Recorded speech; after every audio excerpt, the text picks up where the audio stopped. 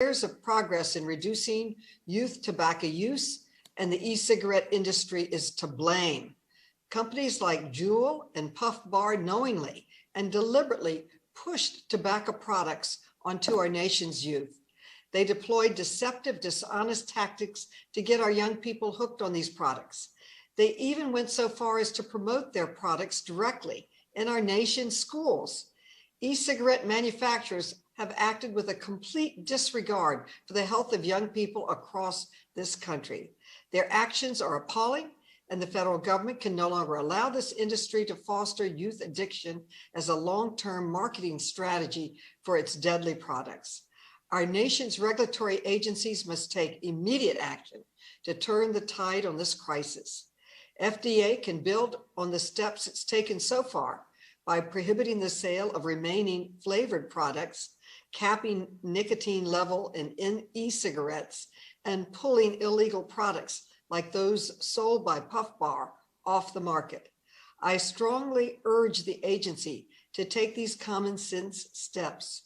Let me conclude by commending the leadership of Chairman Krishnamurthy and the Subcommittee on Economic and Consumer Policy. The subcommittee's investigation has brought to light the dangerous practices of e-cigarette manufacturers across the country, and it has underscored the urgent need for the federal government to act on America's youth vaping epidemic.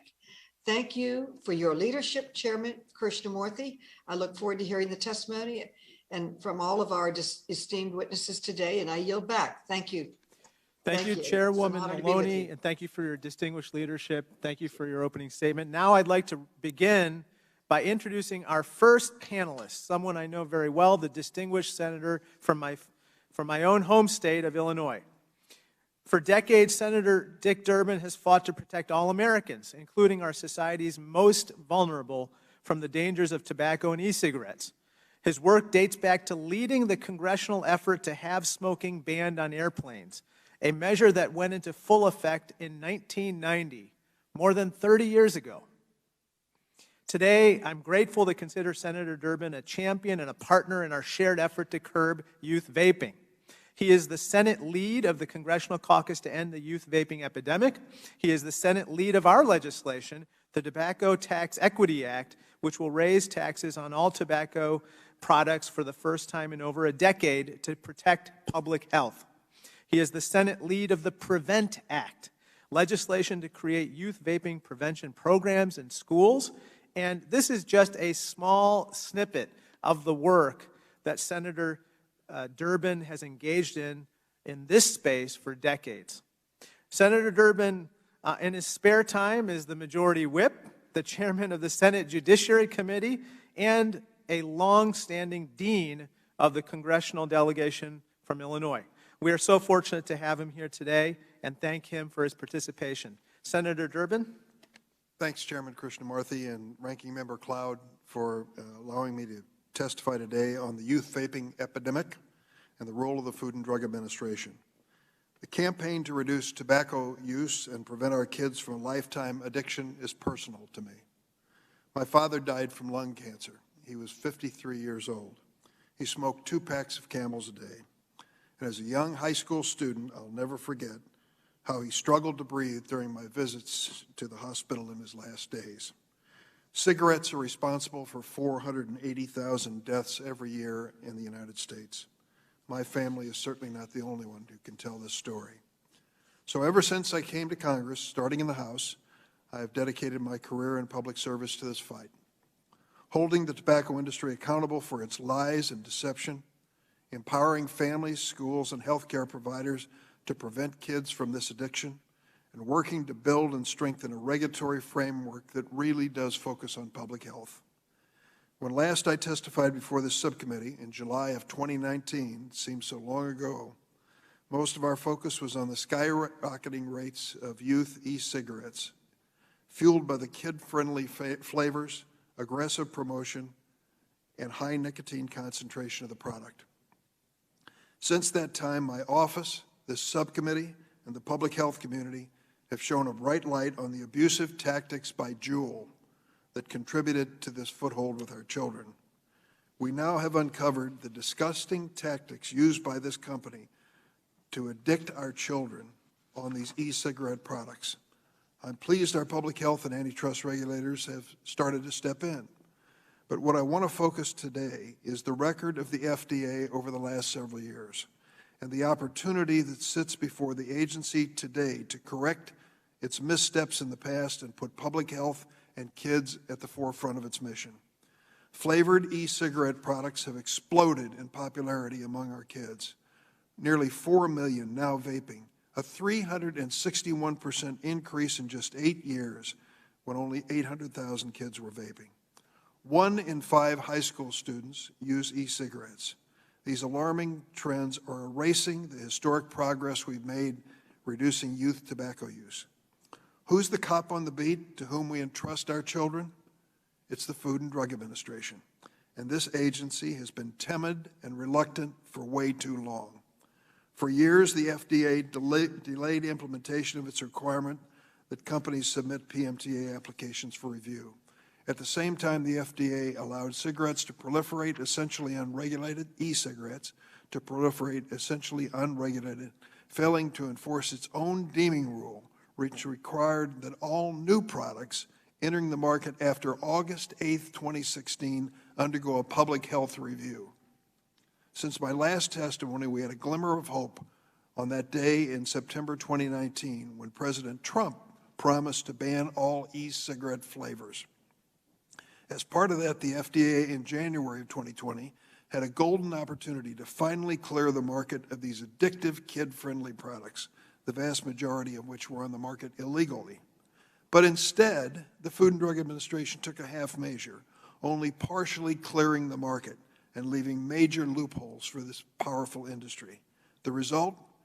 Kids migrated to these loopholes, to the products that remained unregulated on the market, menthol-flavored e-cigarettes and disposable vaping products.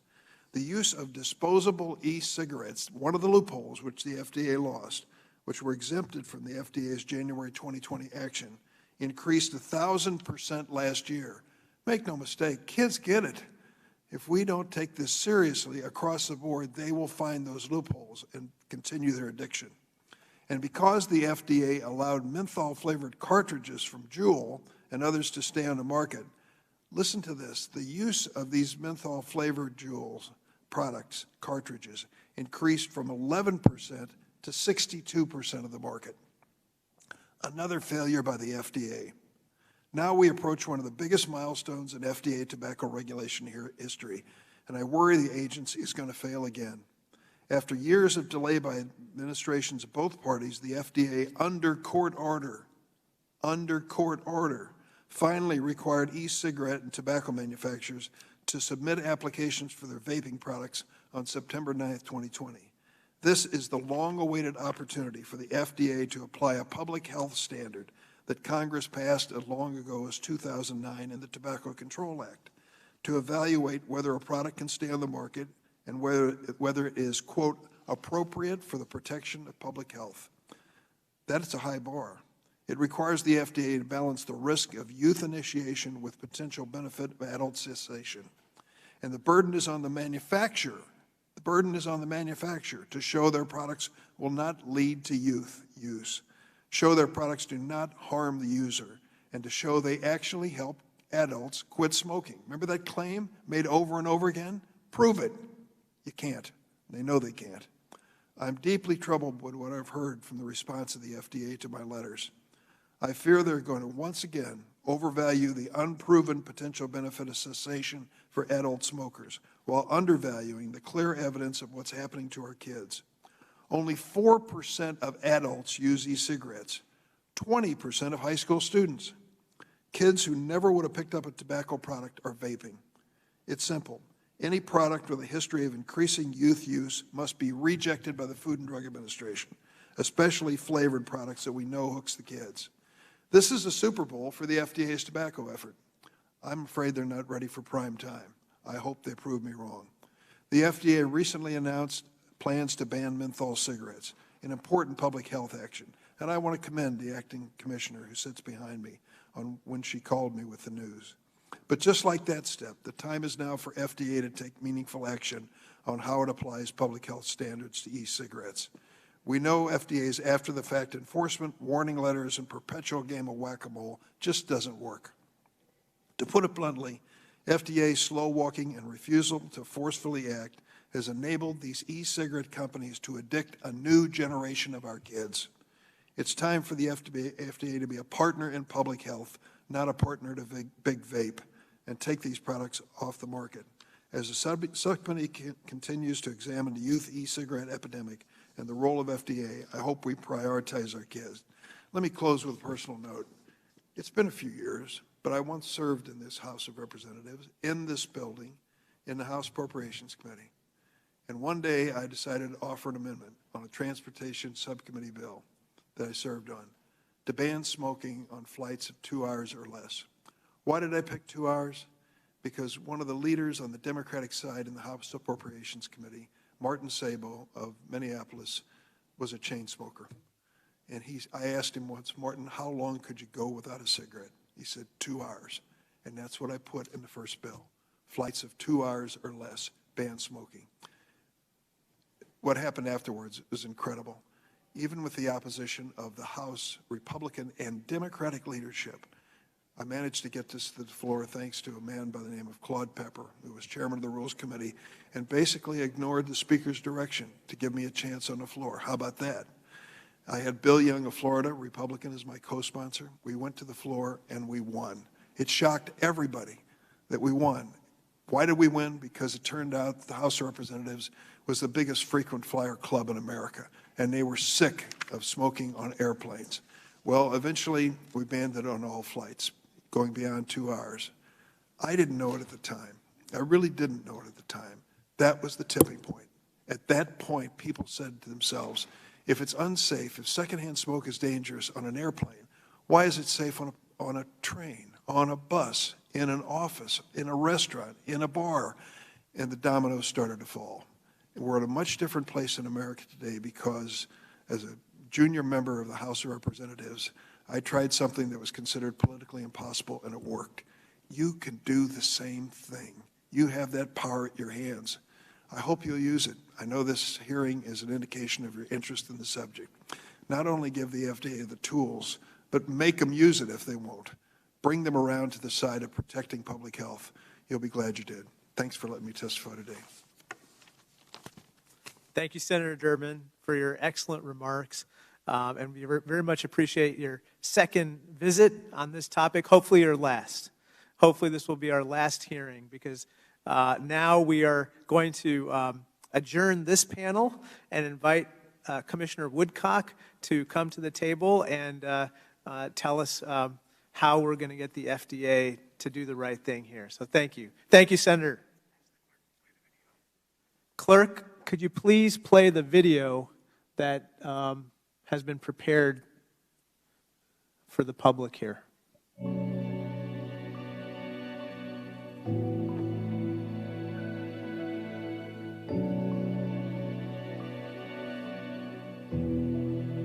I started vaping at 17 years old with a Juul, and I then proceeded to use Sorens, Air Bars, Puff Bars, Boulders, any type of vaping device that there's out there. I probably bought and used it. I think it's really, really important for older generations, people in schools, state governments, federal governments, people working for the FDA. It's so important for them to understand the severity of the epidemic that's going on with vaping with people in my generation. It almost seems like everything about the product, the color, taste, smell, marketing of it is all comprised to get people my age and younger addicted. And luckily I quit 6 months ago and I haven't touched anything since. And it's been quite an adjustment to explain to people in my peer group why I quit nicotine, why it's bad for us, and what they just can't understand is happening or might happen to their bodies, because that's the other thing with nicotine, is that we just don't have any long-term research with these vaping devices, what will happen to our bodies and what will happen to people what will happen to people with long-term use.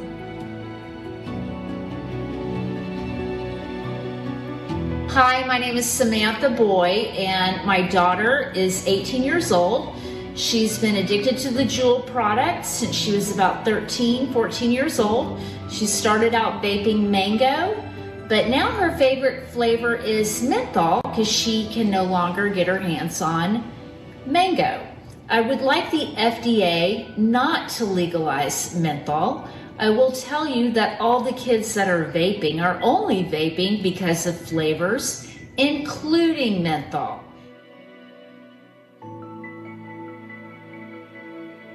I used products that were primarily the fruity flavors of Juul, Enjoy, Alto, Puff Bar, and even some of the menthol products. And I definitely believe that the industry marketed to people like myself, people that were in high school, and unfortunately they were very, very successful in getting a lot of my friends and myself addicted to their products.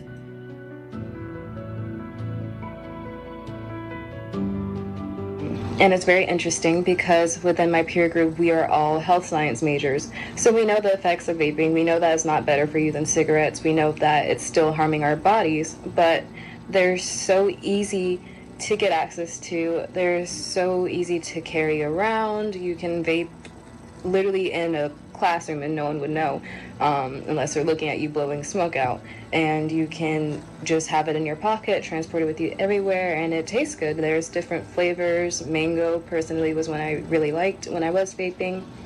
And again, like I said, everyone else around me, despite the fact that they knew better, were also vaping.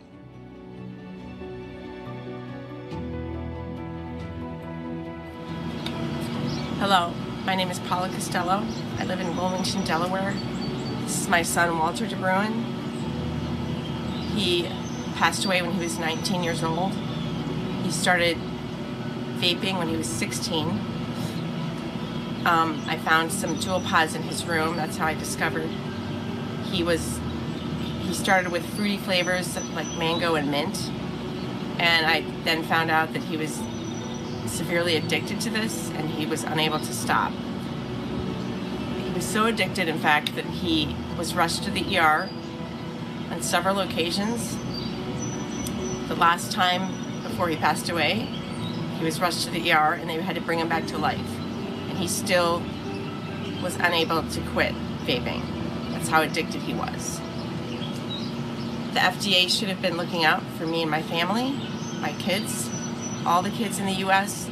Those products never should have been on the market and never should have been marketed to kids. Walter died way too young. His death was unnecessary. And now the FDA has a chance to make a difference. So please don't allow those products like this on the market ever again. Thank you. The FDA pushed back by several years the deadline for these e-cigarette and vaping companies to have the FDA determine whether or not these products are safe for public use. I, along with many other kids in my generation, got addicted to nicotine and these products in that time that you allowed these companies to sell their products. What do you have to say now to me and everyone else who got addicted and now we know that these things aren't safe?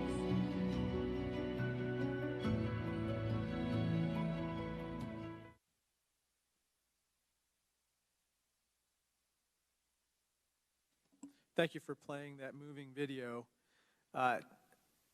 Good morning. We are now introducing panel 2.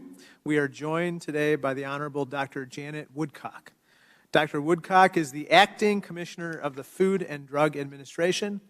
Commissioner, thank you for being with us today. I will begin by swearing in the witness. If you would please rise and raise your right hand. Do you swear or affirm that the testimony you are about to give is the truth, the whole truth, and nothing but the truth, so help you God? Thank you. Let the record show that the witness answered in the affirmative. Thank you, and please be seated. The microphones are sensitive, so please speak directly into them. Without objection, your written statement will be made part of the record. With that, Commissioner Woodcock, you are now recognized to provide your testimony. Thank you, and good morning, Chairman Krishnamurthy and Ranking Member Cloud. Thank you for the opportunity to be here today. This is a very important issue to me. I'm here today representing hundreds of staff at the FDA who are working every day to prevent kids from using any tobacco products, including e-cigarettes. While I've only been in my current position for about 6 months, I've been with the agency in various capacities for over 30 years. While director of the FDA's Center for Drugs, I played a central role in the agency's initial attempts in the early 2000s to regulate e-cigarettes under our drug and device authorities. Particularly, I was worried that flavors would entice children to use these products, and that would cause harm. The issue ultimately was adjudicated in the 2010 Cetera court case, where the D.C. District Court ruled that products made or derived from tobacco could only be regulated under our tobacco authorities. And now, as acting commissioner, I'm happy to continue to work closely with my colleagues from the Center for Tobacco Products. It is a new day, and we now have a tremendous opportunity and indeed a responsibility to keep and elevate kids at the forefront of our efforts to prevent death and disease from tobacco products. With the September 9th, 2020 pre-market application deadline behind us, we're taking steps to transform the tobacco marketplace towards one where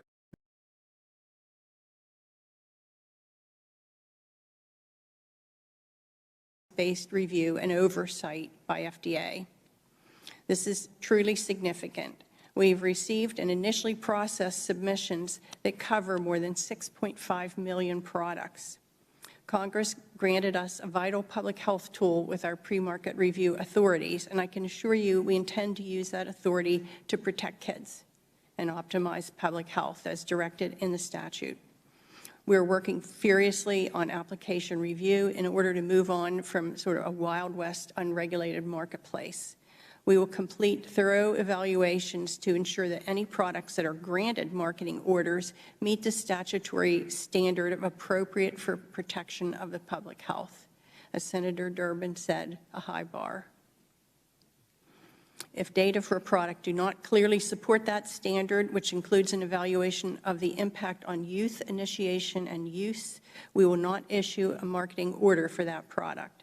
At the end of the day, we're going to do everything we can to end the epidemic of youth use and prevent another generation of kids from becoming addicted to tobacco products.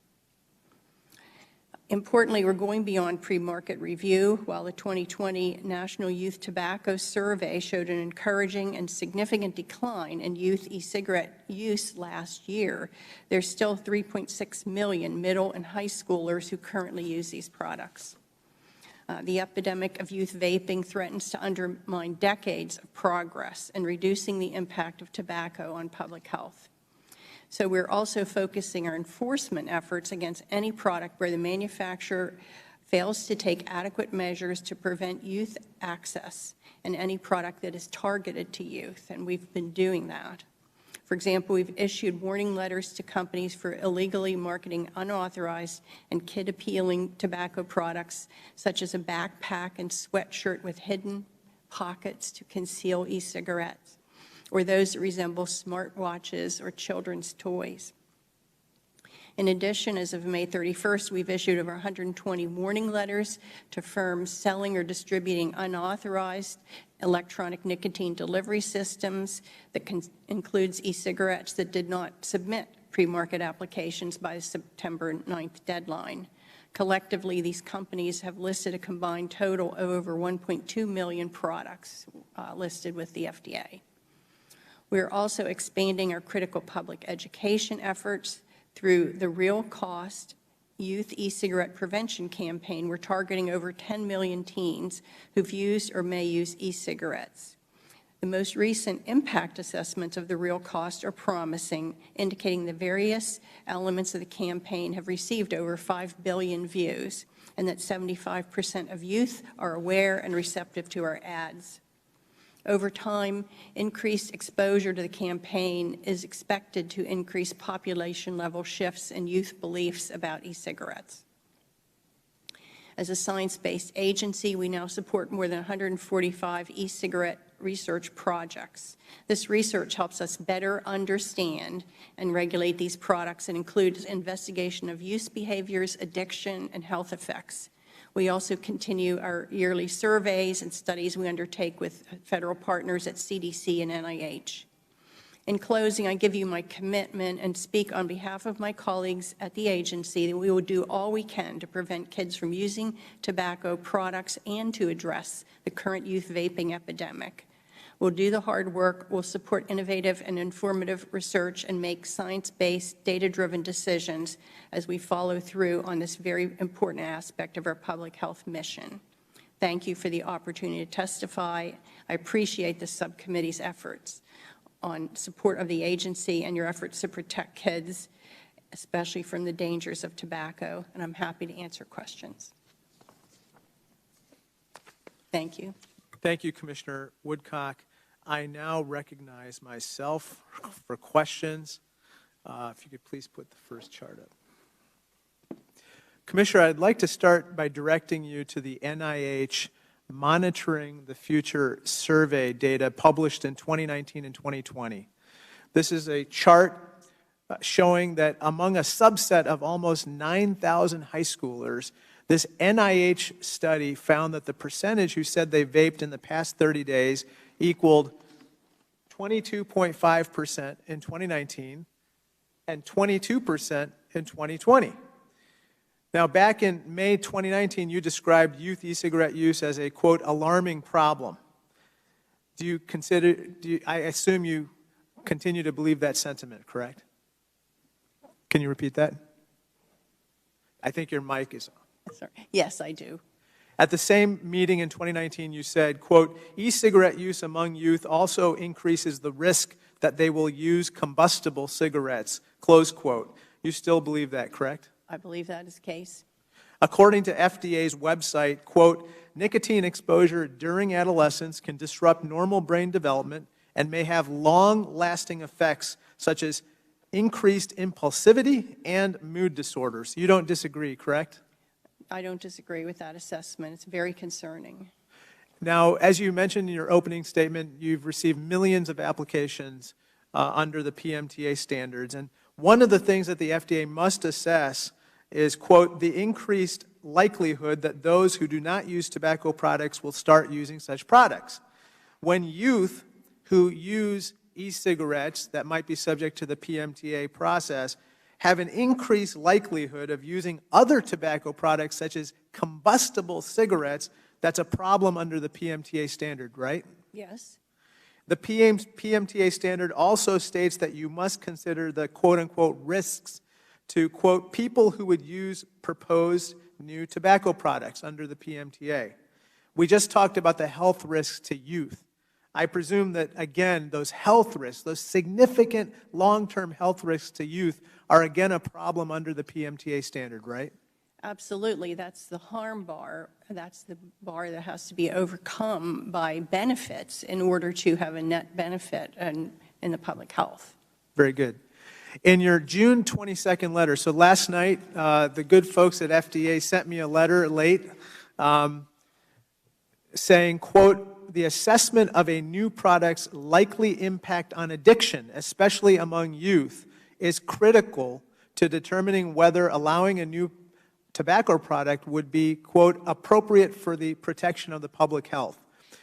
And then the letter goes on to state, one of the issues bearing on your assessment of addiction was, quote, the levels of nicotine in the finished product, close quote.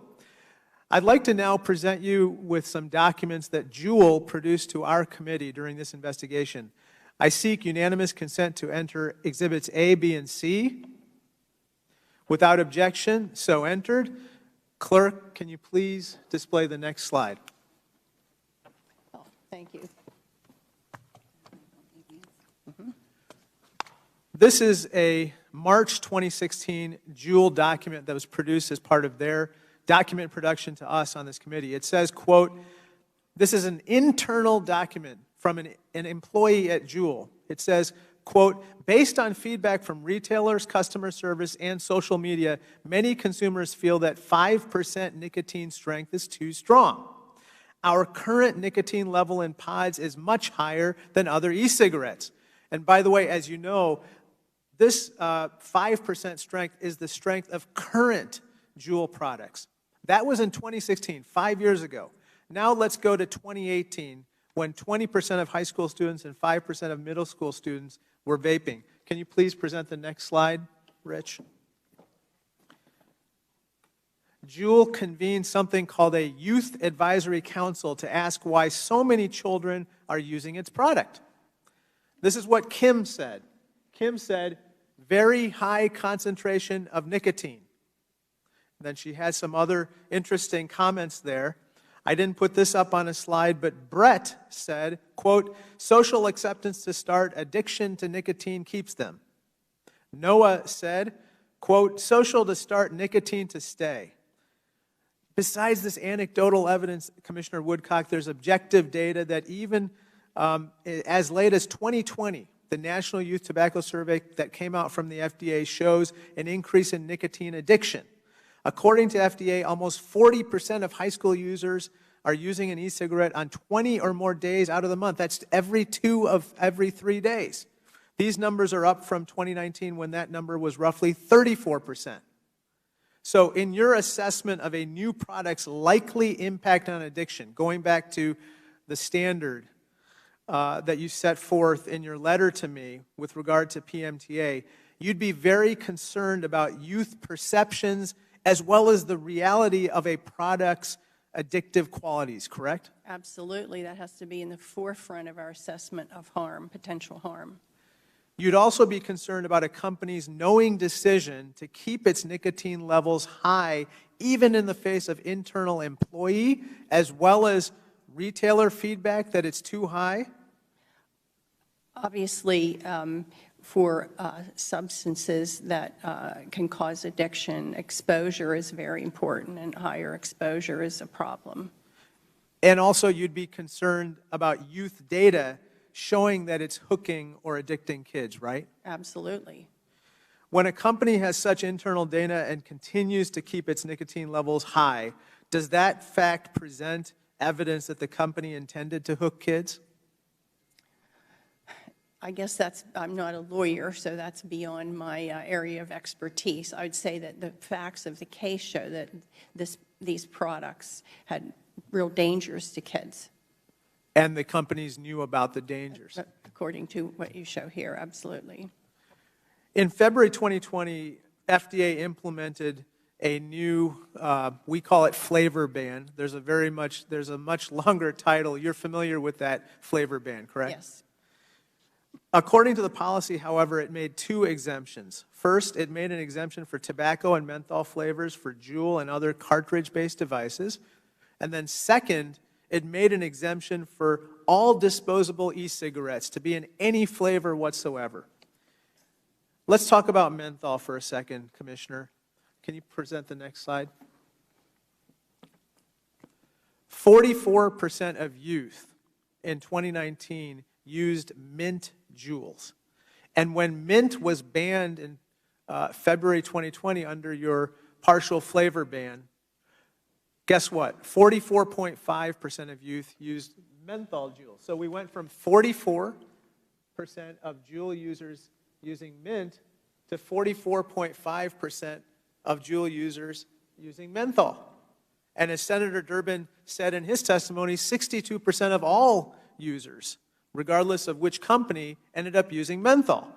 Now, Commissioner, this was before you became Commissioner, but I spent an entire hearing in December 2019 with your colleague Mitch Zeller telling him that this was such a bad idea to create an exemption for menthol. I said, this is exactly what's going to happen. People are going to migrate from mint to menthol, and that's what happened. Now, I was so pleased that you banned menthol combustible cigarettes, which was the right thing to do. Will you pledge to clear the market of menthol e-cigarettes?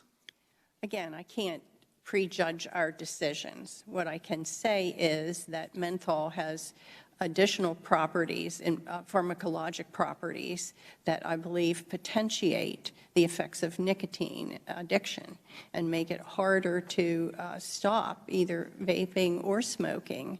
And so it's, to my mind, like actually having a higher concentration of nicotine in your whatever delivery system. Well, that's enlightening. It basically heightens the addictive properties of the e-cigarettes. That is my belief based on the data. I don't think it's a totally settled, but evidence shows it's harder for people who smoke menthol cigarettes to stop smoking, even though they smoke fewer cigarettes. Those facts are compatible with that hypothesis. Let's talk about disposable e-cigarettes. According to the 2020 NYTS that you folks presented at the FDA, in 2019, only 2.5% of high school students, 2.5% of high school vapors used disposables. But after FDA banned most flavors for cartridge devices but allowed all flavors for disposables, guess what? Disposable use surged to almost 27% in 2020. You don't dispute that data, correct? No. The decision to exempt disposables, again, was made before your time as commissioner. Exempting disposable e-cigarettes was a huge mistake. Exempting them from the flavor ban was a huge mistake. I assume that you consider that problematic. Will you pledge to close the disposables loophole in the flavor ban? Again, I can't prejudge our decisions, which are coming up very quickly. However, I think this switch to a different alternative method of flavored cigarette rather than staying with the, say, tobacco-flavored Juul is another piece of evidence that the youth really prefers the flavors, and that is a really important factor for the youth in sustaining their use of these products. And in fact, the percentage of youth who use flavored e-cigarettes went up over the last year since the partial flavor ban. Now it's up to 80% of youth use flavored products, correct? I can't remember all these numbers exactly, but it's a very high number. I believe it is 80%. Yeah. Very good. Let me now recognize Ranking Member Cloud. And I'm sorry, I think we forgot to turn on the timer, so we'll give you some extra time here. It's a liberal 5 minutes. Thank you again for being here, and thank you, Chair, for the important discussion on this topic. As we all have agreed, we don't want to see these in the hands of our kids, and we want to see what we can do to have it. You mentioned that some progress has been made in 2020 and that there's been some reduction in youth vaping, according to the data now. And granted, on whatever topic we're talking about, 2020 is a year that's hard to really put any stock in a lot of definite data. So I'm curious to know why you think that happened. Did the T21 legislation that we passed have anything to do with that? Was it some of the administrative actions that were taken? Also curious to know, as we're looking ahead, like we said, 2020 is kind of a hard year to be definitive about when it comes to data on any topic. But when we can expect to see data that we can kind of see if those trends are moving in the right direction or if it was a blip because of COVID and all those kind of things. What are your thoughts? Well, the data from surveys should come out. Hopefully, we will have some indication of that later this year. To give us another year of data. I think because the survey has already been conducted, so the analysis must be done and so forth. I believe that the apparent decrease last year was probably multifactorial, and so it's hard to say what the contribution of any given factor was. The children, a lot of them were at home. They weren't suffering as much peer pressure. They were very unhappy about not being around their peers, but a lot of them were not in congregate situations. And we heard from the film that you showed, we heard that peer pressure, and in this binder, that peer pressure was a very important factor in some of these kids using vaping products. The ban on the T21, I think, is very helpful. FDA, though, had to stop its compliance checks in the middle of the pandemic because we used underage children as part of the test subjects, along with a trained adult to go in and attempt to purchase, and we couldn't send children into those circumstances with COVID. But I will say that even when we had the limit at 18, we saw thousands of cases where sales were made to under 18 individuals. So that's a problem out there, that those retail outlets still will sell to underage individuals. There's been I'm a little concerned about the timing of this hearing. While I think it's a very important topic that we cover, and you to be here is great, just because courts have frowned upon in the past Congress weighing in while there's an agency investigating or reviewing a topic. And as a matter of fact, Pillsbury Company versus FTC held that congressional investigation cannot be focused on intervening in an agency's adjudicative function. How are we going to make sure that today's hearing is informative for us, informative for the American people, but that your decisions are going to be evidence-based? I noted some of the comments you made, talked about what you believe to be the case, but didn't cite any data. I realize you have a team and a staff, and you can't be expected on every topic you cover to know everything. But how are we going to ensure that as we move forward in this process, that it's going to be evidence-based? Well, as I said, I cannot in this hearing prejudge any decisions we will make or commit to any given actions. The Congress has laid out in statute what the statutory bar is for this review program, and it's a rather high bar. I don't think that's a matter of dispute. But certainly the agency scientists are hard at work at evaluating these applications against the criteria that are laid out in the statute, and that is the process that we will follow. Is there evidence coming to play that shows that there is a use for adults, now we're talking over 21, to use vaping products as a smoking cessation device? Is there early evidence of that? I think the studies are somewhat mixed. As far as how effective vaping is. It's a new industry, so I realize it's developing. No company has come to the FDA Center for Drugs to go through the process as smoking cessation, right, which would be a drug indication and is a different process you would go through as a drug. We have a number of cessation products on the market. They've all been shown in clinical studies to help people stop smoking, although the adherence to stopping smoking over years may not be that good. But these, including certain drugs, as well as different nicotine products that people can use as nicotine replacement and help stop smoking.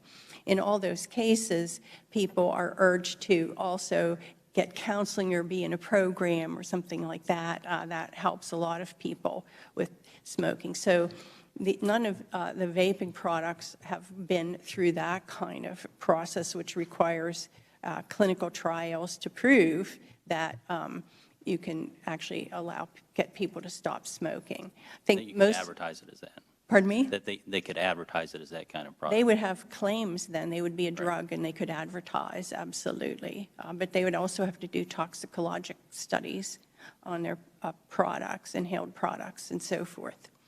So in the statute for tobacco products that we are reviewing under, says it also has an evidentiary statement in the statute that says, there should be studies that should support the benefits, and those could be clinical studies or other type of studies. So the burden, as Senator Durbin said, is on the manufacturer to show that by some studies and data that their product has some public health benefit.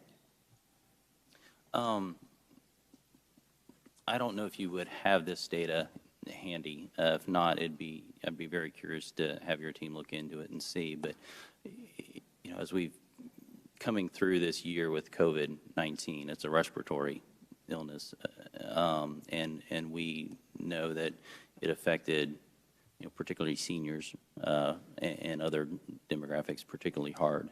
But there were some cases where young people were tremendously affected by it. Some died, while that was much more rare than other segments of our population. Have you all cross-referenced that with vaping to see if there was a connection to be susceptible? And then, you know, in the past, we've covered this in a number of hearings, so we understood that there's a distinct difference even in the effect of black market products and versus others. Not that you should have any of them. You know, that's well established, I think, at least among us who are talking about this issue. Have you found any sort of connection? Yeah, I don't think the data are available to link COVID, severity of COVID, or catching COVID by youth or having a severe case with vaping practices. I can get back to you. We can look at what data might be available, but I do not think those data are available. The youth use of COVID usually wouldn't be in the medical record. I mean, the use of, of vaping wouldn't be in the medical record. And so then it's hard for people to make that connection. Right. Okay. Well, thank you. I yield back. Thank you, Chairman. Thank you, Mr. Cloud. Now I recognize Congresswoman Porter for 5 minutes. Thank you very much, Mr. Chair. Commissioner Woodcock, does the research clearly establish that flavored e-cigarettes appeal to children? Yes, I believe it does. And in fact, the FDA banned non-disposable flavored e-cigarettes, except menthol, in order to, quote, limit children's access to certain flavored e-cigarette products we know are so appealing to them. Yes. But we're having this hearing because disposable flavored e-cigarettes, and both disposable and non-disposable menthol products, are still on the market. And the inevitable result of this is that e-cigarette use among high school and middle school students is incredibly high. 3.6 million children, youth vapors in 2020. Dr. Woodcock, of those middle and high school kids who smoked e-cigarettes, what percentage of them used flavored products? I believe that 8 out of 10 e-cigarette users report use of flavored products. That's what I have too, right about 83%. And that was an all-time high. So if any flavor, other than tobacco flavor, of e-cigarette is left on the market, is it likely to encourage youth to start vaping? Okay, the statutory bar that we're talking about is that harm, okay, the harm of... Rick, let me make time. I'm going to get to that balancing act. Okay. So I'm going to let you do that balancing. Yes. So you're going to have to balance. But what we're balancing on the other side is, I want to establish, any flavor of e-cigarette left on the market is likely to encourage youth to start vaping. And we have to balance that against some other things we're going to get to. Is that correct? That's correct. And if the FDA banned all flavored e-cigarettes, would less kids continue to vape among those who have started, in your opinion? Well, I can't predict the future. I think that might be likely. We also would have to, regardless, limit advertising and sales and targeting children and other practices. Well, if they're not on the market, it's tough to advertise them, right? Well, so to summarize, if kids have the choices of any tasty flavor, they're going to go for it. And I'm speaking to you from experience here as a mom of 3 school-age kids. If there are no watermelon snow cones, my kids are happy with blue raspberry. No blue raspberry, they'll take mango. No mango, they'll take strawberry.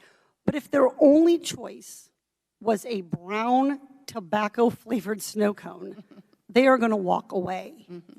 So right now, the FDA is analyzing what are called pre-market tobacco product applications. And in short, and this is what you were hinting at, you have to decide whether or not an e-cigarette can bring or keep a product on market. And in doing that, you have to do that only if it is appropriate for the protection of public health. That is the standard. And what this means is the FDA is required, as you were saying, to balance youth vaping against any good that e-cigarettes might do in getting adult smokers to quit tobacco products.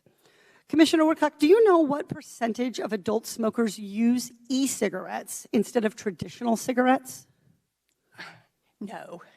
It's about 4.5%. So we're talking about a very small fraction of adult smokers in general use e-cigarettes. And do you know of that small group of adult e-cigarette smokers, do you know what percentage prefer menthol or mango, or if there is a blue raspberry, over tobacco flavor? No. So a study in Great Britain, we don't have a study yet in the US, found that 56% of adult vapors, people over 55, prefer tobacco. Do you know how many kids like tobacco flavor? I believe it's a very low percentage, but I don't know the exact amount. Yeah, 1.1% of youth vapors. I mean, the number of kids who like broccoli is many, many multiples of that. So it's really important, I think, that you have that information as you go to do that. The Surgeon General has said that there is zero real evidence, scientific evidence, that proves e-cigarettes in general help adults quit smoking. That's what the Surgeon General has said. You have testified that kids are drawn to flavored e-cigarettes based on the evidence. And as a mom of 3, hopefully, non-vaping kids, this is pretty personal for me. The only way to protect our kids is to deny pre-market tobacco product applications for every flavored e-cigarette other than tobacco flavor. Will you commit to doing that? As I have said already, I can't prejudge the scientific... Reclaiming my time, Dr. Woodcock, you may not be willing to do it, but I just want to make sure America understands. You have the authority to commit today to preventing millions of kids from becoming addicted to vaping by making the decision and the commitment today to us. And if you don't make that decision today in this oversight hearing, then the alternative is going to be years and years of delay while Congress tries to pass a bill and millions more of kids getting addicted. So I hear you. You're not willing to make that commitment to youth today. But I do want the American people to understand you do have that power. I yield back. Thank you, Congresswoman Porter. I now recognize Congressman Keller for 5 minutes. Thank you, Mr. Chairman. Youth vaping is an epidemic that puts the health of our children at risk. Even after the federal minimum age of the sale of tobacco products was raised to 21 years old, and flavor bans were enforced in 2019. In January of 2020, the CDC found that almost 20% of high school students vaped in the past 30 days. That's unacceptable. We need to focus on getting disposable e-cigarettes out of the hands of our children. While tobacco itself is not an illegal product, we must ensure that guardrails are set in place for the overall health and benefit of all Americans, especially those too young to understand the danger. These products are not subject to the same flavor guidance as closed-system electronic nicotine delivery systems. We need smart and targeted solutions for these problems. So, Dr. Woodcock, I appreciate you being here today. Thank you for that. And I just was wondering, could you give us an update on what actions the FDA plans to take to protect the health and safety of kids while taking into account the mom and pop or the small operations around the country that require sensible regulations? Well, according to the law and the court order that we're under, by September 9th, we will come to a decision on these various applications that we have received. And they have to meet the bar that we have been talking about, showing that overall, having the product on the market is appropriate to protect the health of the public, which is a fairly high bar, as we just heard. So what we are doing is diligently working to get through. We got applications for 6.5 million products. And of course, some of them were from small businesses.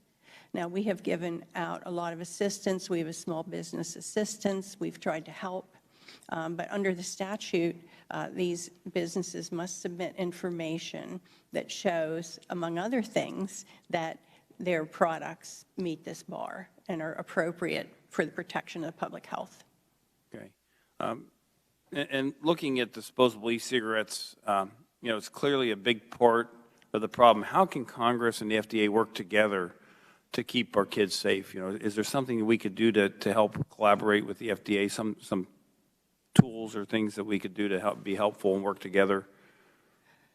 Well, I think Congress has passed this statute. We need to implement that statute. We're in the process of doing that for the deemed products, and hopefully that will come to a conclusion very soon. There's still problems. There are many problems with addiction. We have the group of kids who are now addicted to nicotine that we probably need to think about ways, how can we assist them in recovery, getting off of nicotine. I think, as the chairman said, there's evidence that early exposure to various addictive products or drugs will act on the brain in ways that may make it more difficult for these individuals to stop those behaviors. So if we can get to the end of this activity, in addition, FDA hopes to get started again as the counties become, as the pandemic subsides in the U.S., to rigorously enforce the issues about sales to minors, because we found a large number of retail outlets selling to underage people, even when that age was 18. And so we do need to get our rule out about the T21 that will change the photo identity standard. So I think there are many additional things that can be done, but I think recovery is something we should also think about. Yeah, absolutely. And I think we should be very careful as we set policy forward. I know there's been a lot of talk across the nation about recreational cannabis or marijuana. I think we should be careful about that too. We're talking about addiction. And while we're talking about making sure that our kids aren't exposed to this, I think some of the policies that are being discussed by policymakers on that front should also be taken into account as we move forward. I know that's not what we're here to talk about today, but I wanted to, addiction is a disease. It's not a character flaw like it might have been thought about back in the 70s. And I think we need to be very serious and careful how we move forward on things that are clearly now not legal for recreational use, and I certainly wouldn't want to expand, or I don't think our government should be expanding those things so that they would be available or more readily available to people, then also potentially being able to get into the hands of our kids. So I appreciate your time today. Absolutely. Alcohol is probably one of the worst substances. Of course, it's also widely available as far as the toll of addiction on people. Any substance that causes addiction exposure is very important, how prevalent it is, how available. I would say caffeine's probably one of the most addictive drugs, isn't it? They've got nothing on caffeine. Be careful.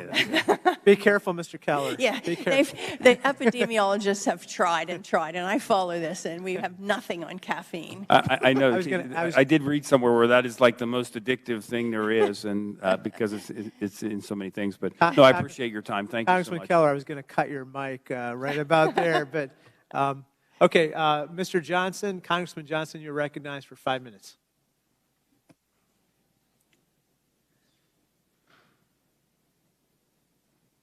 Okay, thank you, Mr. Chairman. Commissioner, the FDA has received over 6 million pre-market tobacco product applications, or PMTAs. A significant number of those PMTAs were submitted by vape shops, which are required to submit a PMTA for every flavor that they mix. This means that a single small vape shop might have applications for, say, 30,000 products. The multiplicity of vape shop PMTAs are the overwhelming majority of the 6 million PMTAs. Is that correct? That's my understanding, yes. And the FDA recently published the entire list of PMTA applications, and this committee has whittled down that list to the applicants who are most responsible for putting these vaping products into the hands of our children. And when you do it like that, the list of the PMTA applicants goes down to about 44 companies, which is a much more manageable number, which the committee will share with you those 44 companies. These are the pods and the disposables that are making their way into high schools and middle schools. Commissioner, the FDA is under court order to finish ruling on applications by September 9th of 2021, but has signaled that it will likely miss that deadline. Can you commit today to ruling on all of those applications from the 44 companies that create products that children are most likely to use by that September 9th deadline? Well, I cannot commit, but I have to see the list. I will tell you we have prioritized by market share so that we have made sure that we're looking at the companies with large market share that would have the most impact on. And how many of those companies have you identified? Well, I think there are only about 5 companies that have the vast majority of the market share, and then there's a very large number of small, as you said, vape shops and other type of enterprises that constitute the rest. And can you name those 5? No, I'm sorry. I can get back to you with that information. Well, can you commit to ensuring that their PMTA applications are all processed and ruled upon by the September 9th deadline? I will commit to do everything I can to make sure that we have reviewed and finished all the high market share company applications, because that will have the most impact on this problem we're all mutually facing. Thank you. I'd like to discuss further the details of the PMTA review process. The possibility that a company like Puff Bar might gain months of profit off children because of a backlog at the FDA is troubling and unacceptable. If you fail to rule on all PMTAs from the 5 companies and the 44 companies with pod and disposable applications that the committee has identified by the September deadline, will you commit to pulling those products from the market until the applications have been reviewed? Technically, the products are currently only marketed under enforcement discretion, and after the September 9th deadline, if they don't have an approved marketing authorization, they are, again, only on the market under enforcement discretion by the FDA. Thank you. Thank you. Juul dominates the pre-filled pod market, and its growth in market share has driven the rise in youth vaping rates.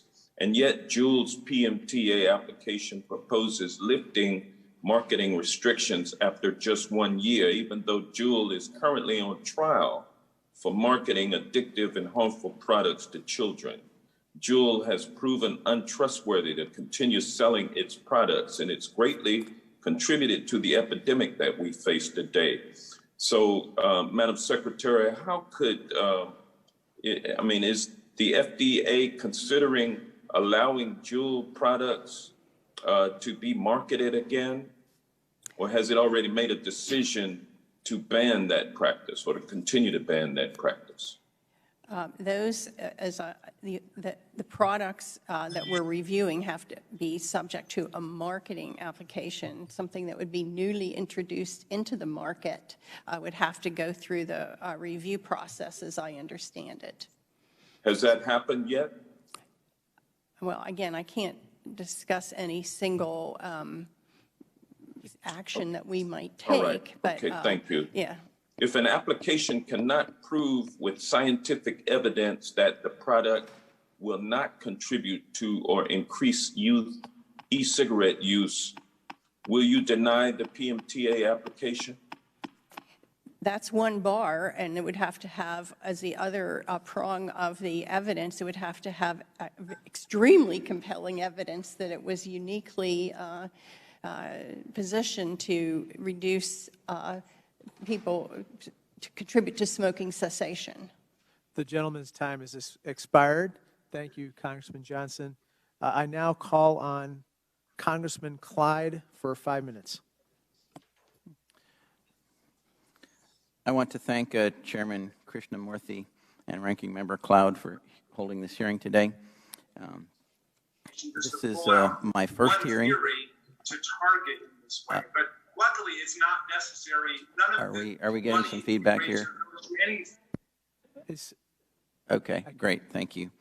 Though this is my first hearing on vaping products, I understand this is probably the 4th or 5th hearing in the last couple of years on this exact same subject. And I think I can speak for my colleagues on both sides of the aisle when I say that no one wants children to have access to tobacco products, including e-cigarettes. And I want to thank the FDA for cracking down on enforcement against companies who are targeting children. Dr. Woodcock, I understand that certain types of tobacco products are inherently less risky than others. For example, smokeless tobacco products are less risky than traditional cigarettes. Would you agree with that assessment? That is the likely conclusion of the scientific evidence right now. It isn't definitive, but it's very probable. Okay, all right, thank you. Would you agree that, that marijuana is a more dangerous product than tobacco? I don't know that a direct comparison has been made. I cannot answer that question. Okay, well, marijuana is certainly illegal right now at the federal level, and tobacco is not, so I would assume that based on that fact alone, that marijuana is a much more dangerous product than tobacco. Well, it depends on the tobacco. I mean, cigarettes are the #1 preventable cause of death in the United States. Okay. So when you take that figure into account, the fact that marijuana, cannabis is a Schedule I drug, it's apples and oranges. There's a great deal of mortality and morbidity from cigarette smoking, and that's been well established. Okay. Thank you. While the health risks of tobacco is certainly a huge concern for my Republican colleagues and I find it interesting that all of my Democratic colleagues that were in office last Congress voted in favor of H.R. 3884, the Marijuana Opportunity Reinvestment and Expungement, or MORE Act of 2019, which effectively would legalize marijuana on a federal level. And I think if my colleagues were truly concerned about the youth smoking epidemic, they would not have voted for the MORE Act. Further, I am concerned that our chairman, Krishnamurthy, recently sent a letter to the FDA, to you, Commissioner, Acting Commissioner, asking to act to ban menthol cigarettes and e-cigarettes. And I quote from the letter, the European Union banned menthol cigarettes a year ago, and the very last line of the letter says, if you allow menthol-flavored cigarette sales to continue, you fail. That is really strong language. So, you know, this hearing comes so soon after that letter being sent. That letter was sent on April the 21st, that I am concerned that the committee's goal of this hearing is not to address the concern of youth vaping, but to strong-arm the FDA, you, ma'am, into banning menthol cigarettes and e-cigarettes. So, Dr. Woodcock, is it true that the FDA is taking steps to prevent children from using e-cigarettes? Yes. Absolutely. Do you think that that any of those steps are hampering the adult use of e-cigarettes for those who want to kick the habit of traditional cigarettes? No. No. Okay. All right. Great. So we think e-cigarettes are a safer alternative to traditional combustible cigarettes. At least that's what the science currently says. For those who are trying to quit smoking, Do you believe that putting limitations on the amount of nicotine in e-cigarette cartridges would hinder adults from switching from the more dangerous combustible cigarettes to e-cigarettes?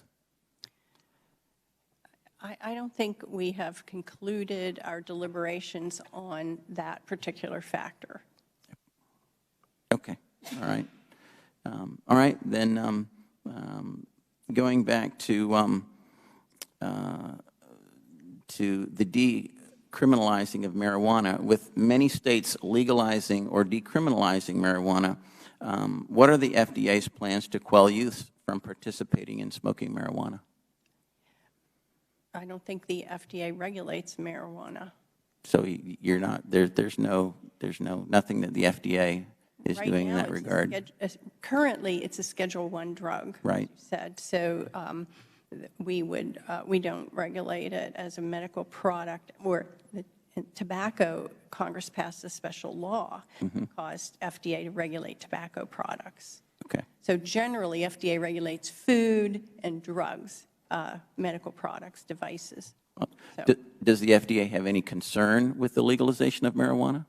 Well, I think all in the biomedical community are concerned about availability and managing availability of any drugs that have the potential, psychoactive drugs and so forth.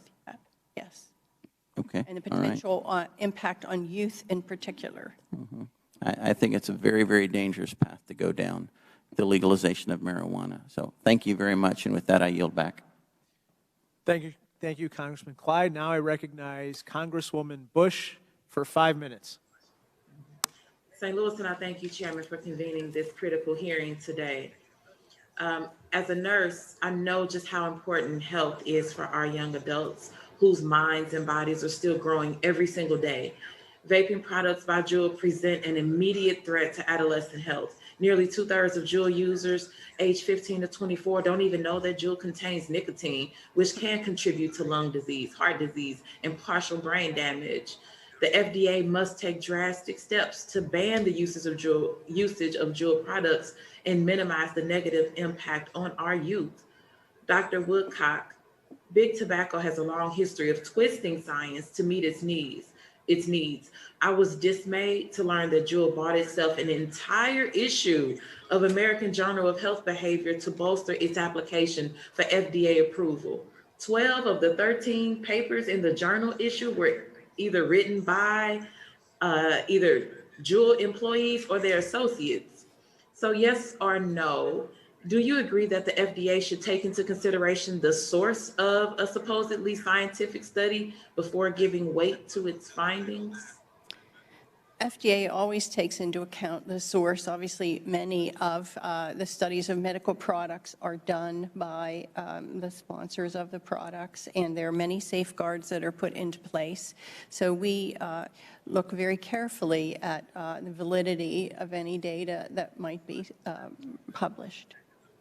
So because it was 12 of the 13 papers in one journal, how can the FDA trust the scientific methods and the conclusions of the 12 scientists who were directly funded by Juul? Well, I think we have many sources of information, that only being one. And as we've been discussing in this hearing, the statutory bar that the Congress has put into place is a pretty high bar, and we must look at all sources of evidence, and any evidence that is sponsored by the company gets additional scrutiny. Okay, so will the FDA take into consideration these possible conflicts? Like, look at it this way. These conflicts of interest is what I call them, before giving any weight to Juul's scientific conclusions in their pre-market tobacco product application. Like, just yes or no answer for that one. Yes. Okay, and will you consider Big Tobacco's history of creating junk science to serve its needs while reviewing Juul's application? Yes or no? Yes. Okay, thank you for those. Thank you for that, Dr. Woodcock. after many years of big tobacco lying to people about the safety of its products, I would hope that the FDA would take this cautious approach to research bought and paid for by an e-cigarette company. The U.S. saw a near 30% decline in youth vaping rates in 2020.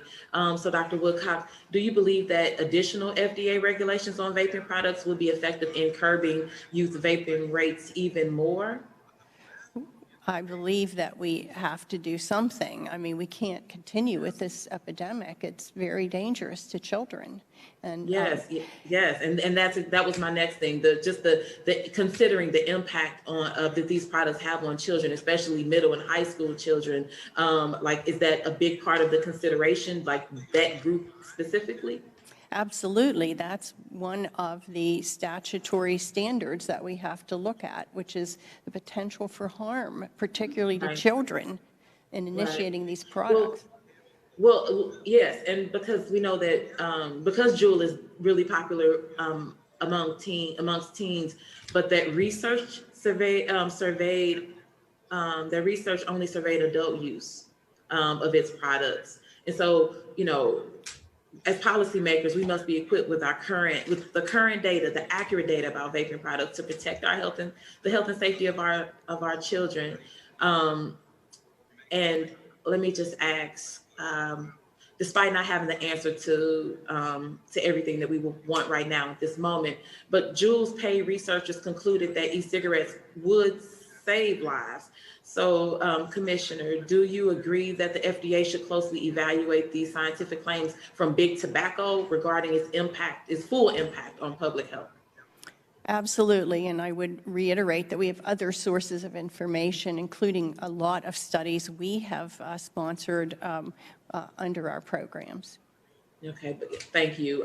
The information provided by Juul does not meet the levels of scientific rigor required by actual peer-reviewed studies. So if we don't know the potential harms of e-cigarettes, there's not enough information available to predict their impact on public health, especially our vulnerable youth. But what we do know is that e-cigarettes have hooked a generation of young people on nicotine. The FDA has an obligation to intervene and protect our children. Thank you, and I yield back. Thank you, Congresswoman Bush. I'd like to recognize our distinguished ranking member of the full committee, Mr. Comer. Thank you, Mr. Chair and Dr. Woodcock. Youth smoking cigarettes is at an all-time low, and their use of e-cigarettes has significantly declined over the past couple of years as well. Do you agree that the passage of T21, which raised the minimum age for tobacco purchases from 18 to 21, has contributed to this downward trend? I don't know. I would hope so. We have a lot of data that many vape shops and other outlets continued to sell to underage youth, even when it was at 18. While overall youth use has declined for both combustible and e-cigarettes, there has been an increase in use using flavored disposable e-cigarettes. Other than sending warning letters to several companies marketing flavored disposables in 2020, what has the FDA done to prioritize clearing the market of these types of flavored products, particularly those who have not submitted their PMTA? Well, we have further actions that we can take after a warning letter. To my knowledge, those have not been taken yet. Have you taken those actions yet? No, not to my knowledge. Prohibition didn't work for alcohol, yet many of my colleagues argue that prohibition is not working for marijuana. Wouldn't it make more sense for the FDA to achieve the intended health benefit by spending time and effort getting more reduced harm nicotine products to market and educating smokers about the benefits of switching their nicotine source while continuing to drive down smoking rates with education and efforts to support total cessation? Well, I believe the FDA is working in all those areas to try and, have anti-smoking campaigns along with the CDC. Smoking is continuing to decrease, combustible smoking, so that's very good.